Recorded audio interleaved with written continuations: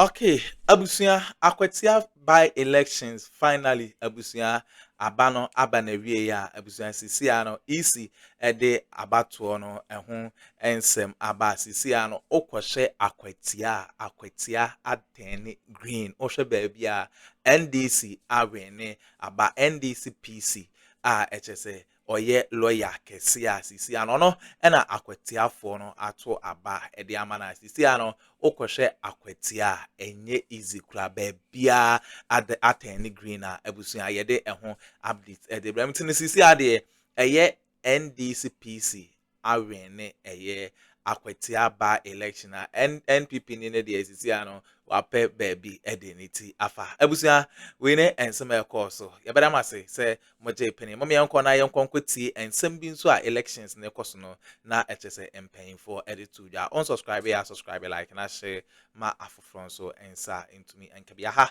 Ghana politics avenue so medamase a one size fits all approach to everything, more militarization or more cohesive force of the state. And then we do that. So let's put in more police. And that's what I've been hearing. Oh, there are more police sent there. There are more soldiers sent there. Yes. But what makes somebody thinks that he can cause violence and what makes the person thinks that he can get away with it? Unless and until we begin to find solutions to those critical questions, these things, this cyclical violence we see will continue to happen. I see. Well, we've also been joined by Addo. He is the director for the Legal Directorate of the NDC. He's here. He's also the Chief Executive for the MPA. Good morning to you. Finding time to join us. Addo, good morning. Good morning, Roland. Good morning to my brother, Richard. It's been a long time. Yes. And Prof, you are welcome. No, Doc, I don't let you come and arrest me here. I beg. Small dog. Me, I thought once you lecture in the university, you are a professor. Generic. That's the basic for me. Generic. And then my brother Solomon. Yeah. And I cherish viewers as well. And then we also have Solomon. Solomon, good morning. Good morning. And I see that you're well attired for today. Yes. Any special occasion for which you are dressed like this? The movement is happy. I see the colors. Yes, you see the colors. The new party, is it going to be like this? I would same colors? I wouldn't disclose this one. You only caught me. Essentially, that's why we question, to make sure that we get the best out of you. That's right. We're waiting for the launch and the party. Will there be an after party after the launch? Of course. I'll be invited, right? You are joining the party, not you invited. You are going to run with the NPP. I want to come for the after party, please. All right. Because there will probably be free food and booze. He wants to get clash. Exactly. There will probably be free food and booze. So we'll be giving the great transformation plan. All right. But Addo, essentially, we're here because there was a simmering, perhaps, narrative, especially in the lead up to whether the decision will be made by the NDC to contest this, because the MPP had made an overture, so to speak, not to contest Tamale Central, which will be the next after this. And here we are. The NDC is contesting, the MPP is contesting. And subsequently, when the chairman of the party went to that funeral and the grounds, the reception wasn't that good. What led to the decision to contest this? Okay, so once again, good morning. And let me say this. NS and I used to be regular before TV3 New Day. TV3 New Day. And we cultivated that friendship when he started reading the law as well. So we became very close. He would usually call me, senior, there's something you need to help me and stuff. So, and you know, when the law, the call to the bar result came, he had passed to be called. Unfortunately, I don't know whether it is possible for him to be called posthumously. At least the benefit for his children to say that their dad was a lawyer, maybe it should be considered. But that said, you see, the MPP is always up to one game or the other. And my brother Zato and his MPP friends, one of the things they've invested in is mind game. I think the point ought to be made clear.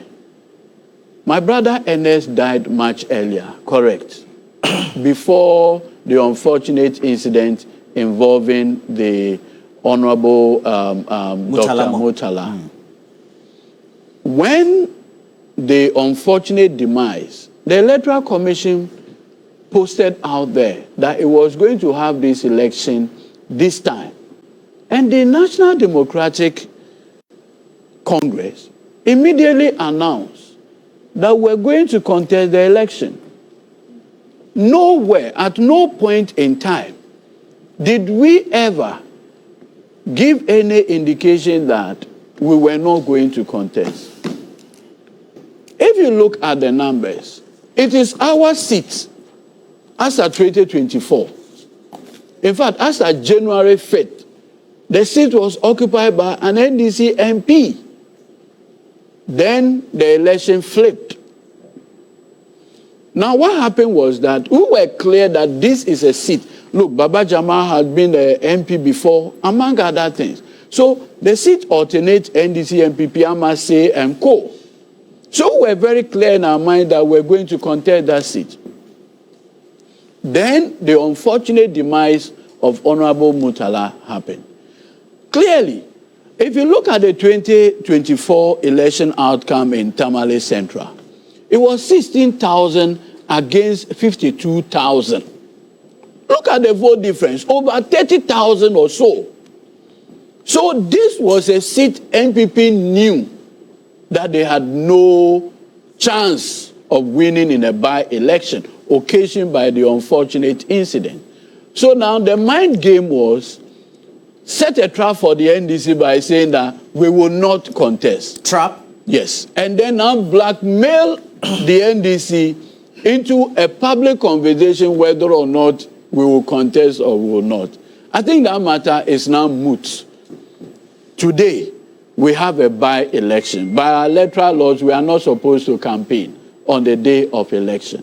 The only thing that I can say is that clearly there's somebody on number 2 on the ballot paper who happens to be... oh, that's why. Why are you laughing? Oh, why? Laughter too, you won't take up.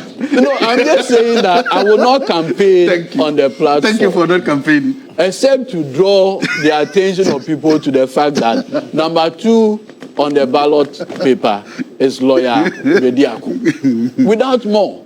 Thank you. I won't say further. Yes. I will leave it here. And you won't say nothing about the number 1 person on the I don't know him. Ah, okay. All I know is that there's a number 2 on the ballot paper. And like somebody was saying, in the election, if you recall, it was easier for Ghanaians to find number 8, President Mahama, on the ballot. So it is so easier to find number 2. If they could even do up to 8 and still get 57%, understand Dr. Bawumia had 38%. Or that's not the official result as as indicated. But the point ought to be made clear. There's a number 2 on the ballot paper, and that happens to be lawyer Badiako Bernard, BB for short. And so we've come to this point because there seemed to be always a brewing tension between the MPP and NDC, and so to speak, that's how it has been since 1992. How are your own observations about utterances made by maybe one side of the political divide against the other, and then also looking at the state of security going into this? And so your expectations would need to be at a certain threshold. Well, I am a bit disappointed that a single constituency, you have to have close to 5,000 police personnel deployed. What are we going to do? Is it a boxing arena? Well, this is not a big constituency that you need such numbers. But it also tells you that we are being tolerant political actors. This election is only for bragging rights. Only for bragging rights? Only for bragging rights. The outcome of it will not change anything in Parliament. In fact, the NDC continues to hold, will continue to hold 2 tests, even if they lose today, and the MPP will still be in the micro minority. So there is nothing insignificant. Except that I'm also disappointed with the sort of campaign that has been waged by leading figures of the MPP and the candidate himself. And here, let me take on was the name, Zato's candidate, Dr. Mahmoud Bawumia. Mind you, all the senators have been at the Akwatia constituency. You know the senators? Sinners? Oh, but the candidates are the sinners. They themselves say they are sinners. Dr. Briny Champon. Dr. Briny Sins of Briny Champon. Kenny Japon. Dr. Mahmoud Bawumia. They are sinners. We are going to see a lot of these today. Finishing each other's sentences. But what Dr. Zato, this attempt of trying to impugn the integrity of this of people of this platform would not be allowed to fester. What are we talking about? I just started my submission, okay. And from nowhere. You mentioned my name. When I was talking, I didn't mention I have taken your name out. No. Okay, but on a more serious note, let's also make sure the interjections are led. Absolutely. Because you see, it's not a regular Wednesday, please. Okay. So, when you go to a constituency, mind you, the NPP left office only 9 months ago. So what I was expecting from leading figures, including the former vice president, the former flag bearer of the party, was to point to policies and programs they executed at Akwatia and to admonish the people on the ground that look at these policies, programs, projects that we did so that we would vote for you. I haven't heard any of it. What I have rather heard is the fact that it was the NDC that took NS Kumi to court, and for which reason NS had to die because he could not endure the pain. And Jesus Christ, are we in this country? You that went to court, you took a whole precedent. Someone that Let me wants. stop you there. If we have that video, please let's play it and then we'll take a proper analysis and perspective on it. That is why I love TV3. Everything is fact checked. Na ne pressure no na ekosro. Court no be di asem no wieye be June 11th ho. Na court no say ampa onene the rightfully elected member of parliament for Akwatia. SAS 26 days per and free. 26 days. Inti Odriana Odi nim lawyer, Odi nim edino court no. Sa lawyer no say na also obegina ama NDC for. Me say benchi for Akwatia for mama fasa akonia no emma sa lawyer no yamfama Solomon kwami asumedu na yanko nana ya bibia NS kase obeye ama Akwatia no yebebua kwami asumedu. And Solomon also, so you seem to have a problem with the messaging. You must have a problem with it. You think it's divisive? Not just divisive, it's not true. I mean, instead of castigating the National Democratic Congress, I rather think the vice president should have applauded them. Look, that is a civilized way of doing things. Yes. That I go into an election, I lose an election, I don't call my supporters to pick up arms. What I say is that, look, I'll go to a recognized institution to fight my battle. So if I am going through a process, why would you then come back and tell me that it is because of my actions? On the contrary, the party that led NS to die prematurely is the MPP. No. Their actions, and I think the family must demand the blood of NS Kumi from Afenyo Marquis and the rest. How do you draw those conclusions? When they were swearing in parliamentarians, on that day, I was watching TV. I couldn't believe it. That a matter before a competent court, that was telling you to stay out. This MPP led by Afenyo in parliament flouted the laws of the land with impunity. When the clerk asked, are you sure you still want to take part? The clerk asked twice. Say yes. Go and play. Let's play back what happened when the parliamentarians were being, as it were, sworn in. And that will give you an indication if there was any pressure on the young man, where it emanated from. You caused an innocent young man because of your political, parochial, small interest to go and commit such a heinous crime, and after that, this young man couldn't sleep. When he was going to parliament, he was hiding here and there. And when, unfortunately, he leaves us, you turn around and go and stand there because someone took him to court. Then he was the cause of it. When you were taking John Mahama to court, were you wishing him dead? In 2012, did the MPP not go to court? That President Mahama did not win the elections, and in fact, he himself went to sit in the box. He was so happy that you remember the phrase, you and I were not there. When he was a witness. You went to court and told the whole world that you and I were not dead. Yet you were giving testimonies. What were you giving testimonies to if you were not dead? Adansi Krumu, lies you went to spew. Are you with me? So clearly the message from the flag bearer of the MPP in the last elections was nothing to write home about. And so because he was the leader, I don't blame the candidate that much. Because the candidate has also told that same lie, trying to ask to whip up sentiments, emotions. Let me tell people that want to lead this country that emotional politics is out of our business. The last time at Ablekuma North, we heard the woman there saying, I'm a widow. The people defy that.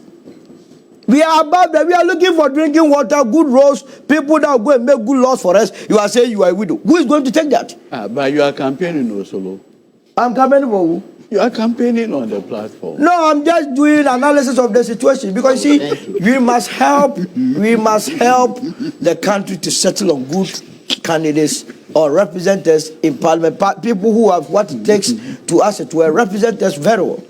So the candidate also has said that Solomon Asumedu, he says when a breakthrough dies, it is not a corner that replaces, but a breakthrough. Unfortunately, we are not doing this clanting.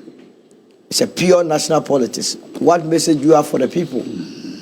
And I heard my own brother Dennis Kwakwa rather campaign for the NDC. And I thought that was not a smart. And how did he do that? He said for the first time in the history of our by-elections, the NDC has calmed the people of Akwatia. Why? Because they are not seeing overnight construction of roads. They are not, and so the people are not enjoying from that. So it means deliberately. By-elections, you deliberately go there and deceive the minds of the people with rash projects. And I thought that was not good enough for the image of the NPP in that constituency. Look, it's a strange constituency. You know it. 92, 96 NDC, 2000, 2004, 2008 NPP, 2012 NDC, 2016 NPP, 2020 NDC, and 2024 NPP challenge. So it's a 4-4 affair. No, 5-4. 5-4, yes. So who? So it could turn. It could turn to be 5 for NDC or 5 for the MPP. But if you look at it could also be 6 for MPP. Yes. So, but Roland, let me be. I will not predict. I have done my predictions already, and everyone knows where I have predicted.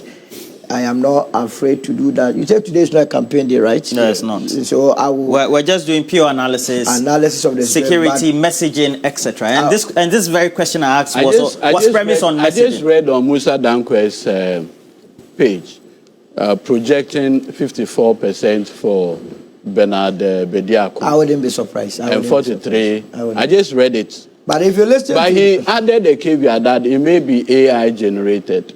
Yes. And I wouldn't be surprised if it turns out that because the MPP itself, they were accusing the NDC for having taken part in this election, and I thought that was not a good rendition. So the premise for that was that there was a gesture that had been extended because of the demise of the former Tamale Central MP, Dr. Murtala Muhammad. Was that a good gesture? You go into an election, 2024 election, Tamale Central, the NDC had 75%, MPP had 25%. How were they going to overturn it overnight?